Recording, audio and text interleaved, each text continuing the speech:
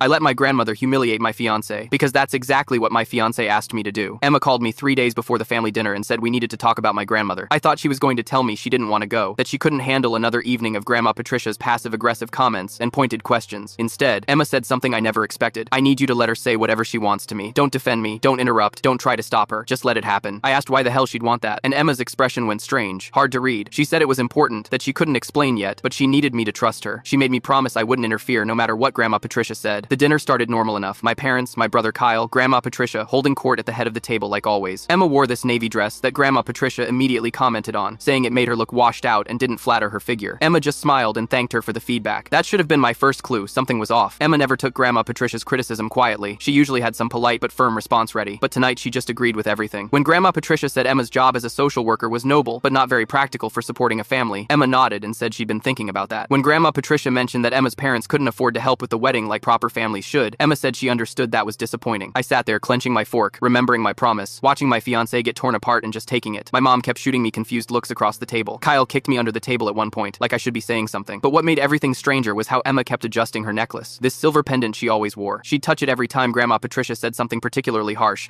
like she was making sure it was still there. After dinner, Grandma Patricia asked Emma to help her in the kitchen. I started to get up too, but Emma gave me this sharp look that said stay. So I sat back down while they disappeared through the doorway. Kyle leaned over and whispered what the hell was wrong with me. Why was I letting Grandma talk to Emma like that? I didn't have an answer. Through the kitchen doorway, I could hear Grandma Patricia's voice getting louder, saying things about how Emma came from nothing, how she'd never fit into our family properly, how I could do so much better. Emma's responses were quiet, agreeable, almost cheerful. It was wrong. All of it felt completely wrong. When they came back to the dining room 15 minutes later, Emma's face was flushed, but she was smiling. Grandma Patricia looked satisfied, like she'd won something. Emma touched that necklace again. The drive home was silent until we pulled into Emma's apartment complex. I finally asked what that was about, why she'd let Grandma Patricia treat her like garbage. Emma turned to me with this expression I'd never seen before. Excited, almost triumphant. She pulled that silver necklace out from under her dress, and that's when I saw it wasn't just a pendant. It had a tiny hole in the center, a lens. I've been recording her for 3 months, Emma said quietly. Every dinner, every phone call, every family gathering. I've got 47 hours of footage. I stared at the necklace, then at Emma. Recording her for what? Emma pulled out her phone and opened a folder with dozens of video files. Tonight was the final piece I needed. She opened one of the videos, and I heard Grandma Patricia's voice crystal clear, saying things that made my stomach turn. But the rest of what Emma showed me changed everything I thought I knew about my family. The rest of the story is on my channel or linked below. What is this, Emma? I stare at the phone screen, trying to make sense of what I'm seeing. The video shows Grandma Patricia in her study, rifling through my father's desk drawer, pulling out what looks like financial documents. Keep watching, Emma says, her eyes fixed on me rather than the screen. Her fingers tap nervously against her thigh, but there's determination in her voice. On screen, Grandma Patricia pulls out a checkbook, writes something with practiced efficiency, then takes a photo of the document with her phone before replacing everything exactly as she found it. The timestamp shows this was from 6 weeks ago, when she was supposedly resting during Sunday dinner. I don't understand, I say, though a cold feeling is spreading through my chest. Why were you recording my grandmother in the first place? And why are you dressed like that in the video? That's not what you were wearing 6 weeks ago. Emma takes a deep breath. I'm not just a social worker. That's my day job, but I'm also an investigative journalist. I run a channel documenting elder financial abuse cases. She scrolls through more videos on her phone. Your grandmother has been stealing from your family for years. The words hit me like a physical blow. That's ridiculous. Grandma Patricia manages the family trust, but she's been embezzling from it. Emma cuts in, her voice gentle but firm. I suspected something was off the first time I met her. The way she controlled all the financial conversations, how defensive she got when your brother Kyle mentioned wanting to see the trust documents for his college fund. I shake my head trying to process this. So what, you've been investigating my family this whole time? Was our relationship even real? The question comes out harsher than I intended, but the thought has sliced through me like a knife. Emma's eyes widen. Of course it was. It is. I fell in love with you long before I suspected anything about Patricia, but once I noticed the signs. She pulls up another video. Just watch this one. This video shows Grandma Patricia in her living room with my Uncle Robert. The audio is crystal clear. Don't be stupid, Robert, Grandma Patricia says, her voice colder than I've ever heard it. If you push for an audit, I'll make sure Kyle's portion goes to charity instead. Do you really want to explain to your nephew why he can't afford college because his father couldn't mind his own business? Uncle Robert looks defeated. Mom, I'm not accusing you of anything. I just think after Dad died, we should have more transparency about. Your father trusted me with his family's money for 60 years, she snaps. I don't need my children second-guessing me now. I feel sick watching this. When was this recorded? 2 months ago. I was wearing different necklaces, different designs, but all with hidden cameras. Emma pulls out a small case from her purse and opens it to reveal 5 different necklaces, each with a tiny camera lens disguised within the pendant design. I've been documenting her behavior systematically. But why? I ask, still struggling to comprehend. Why my family? Emma's expression softens. It wasn't targeted at first. I was doing a general investigation into elder financial abuse, but from the opposite angle, older people who use their position to exploit their families. When I met Patricia and saw how she operated, how she controlled everyone through money and intimidation, I recognized the pattern. She hesitates. Then when Kyle mentioned his college fund had less money than it should have. Kyle knows about this? No, Emma says quickly. Not yet. But remember when he complained that his fund had somehow shrunk by almost $30,000 and Patricia told him the market had been down? I checked. The market was up 17% during that period. My mind is racing, trying to connect dots I never knew existed. So tonight Tonight was my last chance to get her on record explicitly threatening me. I needed her to reveal her true nature when she thought no one was watching. Emma looks down at her hands. I'm sorry I couldn't tell you. I needed your genuine reaction. If you'd been acting differently, she would have noticed. I remember my promise to Emma, how hard it was to sit there while Grandma Patricia tore her apart. So in the kitchen, Emma nods. She told me she would make sure your parents cut you out of the will if you married trash like me. She said she'd done it before with your cousin Melissa when she married that Mexican boy, her words. Emma pulls up another video. It's all here. The video shows Grandma Patricia's face up close, her expression twisted with contempt. Listen to me carefully, girl. I've controlled this family's money since before your parents were born. One word from me, and he gets nothing. Not a penny of his inheritance, not help with a house, nothing. I've done it before and I'll do it again. You think you're special? You're nothing. Emma's voice responds calmly on the recording. Why do you hate me so much? I've never done anything to you. Grandma Patricia laughs, a sound that makes my skin crawl. Hate you? I don't care enough about you to hate you. You're just an inconvenience, a distraction. This family has standards, and you don't meet them. I can't watch anymore. I pause the video, my hands shaking. How much has she taken?